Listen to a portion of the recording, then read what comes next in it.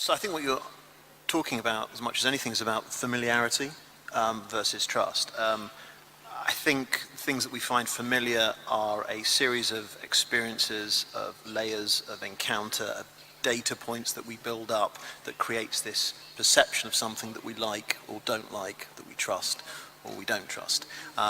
And so again, it becomes our feelings towards something, our feelings towards a brand become the sum total of everything historically that we've experienced to date. Our experience, a number of exposures to an institution, a cultural endeavor, an artist, is something that we've seen where our head is turned. We like it, we like the idea of it. We therefore buy into them in terms of as a creator. We buy into them as a set of values. We buy into them as a set of ideals, and it doesn't matter.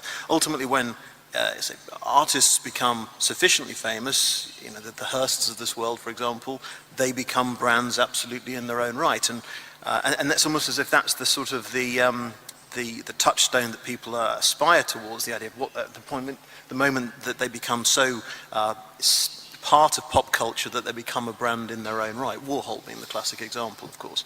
And I think what's telling within that is that really all brands is a bundle of meanings and feelings that are perceived in the eye and the mind of the audience, in the eye and the mind of the consumer. So there's some subjectivity there. It's not objective, but what the brand tries to do is to push out a series of messages and ideas so that they can take some control over that. But it's a value system. So Apple isn't just a technology company. If Apple was just a technology company, then we wouldn't feel as strongly about Apple as we do.